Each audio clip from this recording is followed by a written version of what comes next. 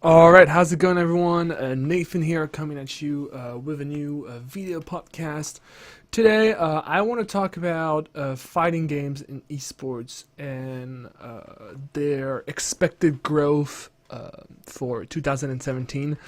So, you guys know that I did a lot of prediction for 2017, and I've stumbled upon a lot of news and a lot of articles by fighting games, which I'm not used to because I've never been introduced to them. I've really never played them.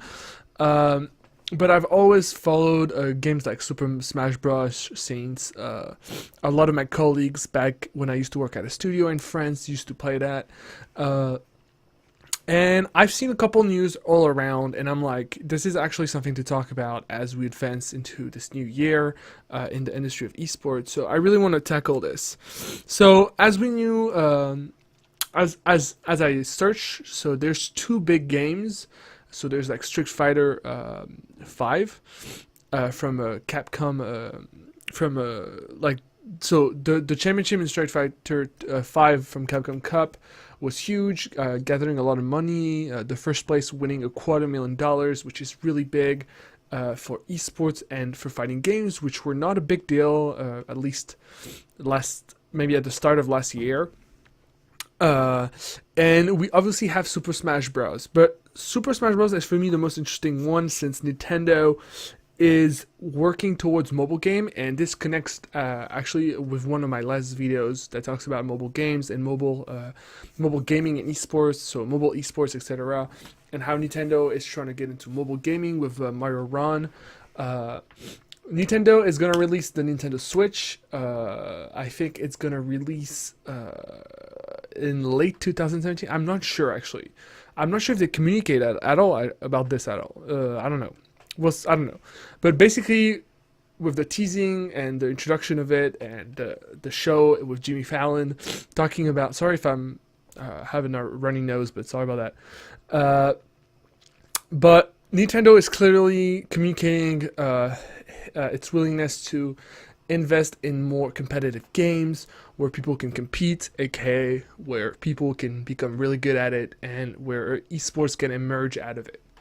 So, Super Smash Bros. Is huge, right? But people don't buy Wii's anymore. People don't have GameCubes anymore, especially like the new generations. I mean, it's a console that has almost like 10 years, I think, like 15 years. I don't even know, man.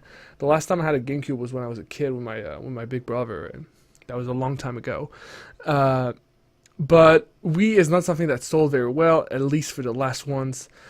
But yeah, so the thing is that fighting games is something very interesting since it's one of the only solo games we see in esports, except like the mobile games one, which is like Clash Royale or what's the other one?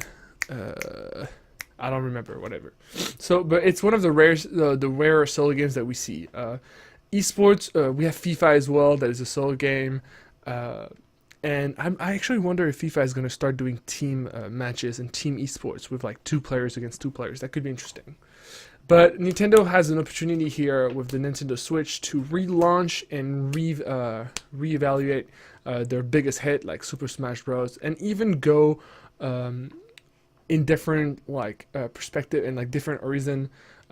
Since like Evo, the biggest tournament in fighting games, is there, maybe they can experience stuff or they can even try new things. Nintendo is not a company that likes to try out new things. That's something that we know since they recycle their brands and they like to just relaunch stuff and just play with the fan base and make a lot of money out of this. So I'm not expecting them to do something amazing, although they are taking risk launching the Nintendo Switch, which is like something we've never seen before.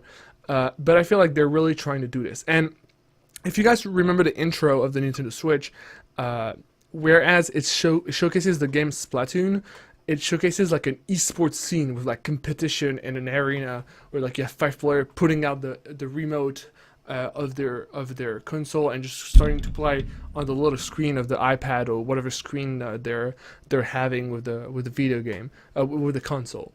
So Nintendo has started communicating in his interest of esports, and I think it's something that we need to look up to in 2017. Definitely more eyeballs are coming to fighting games, and the community is growing apparently.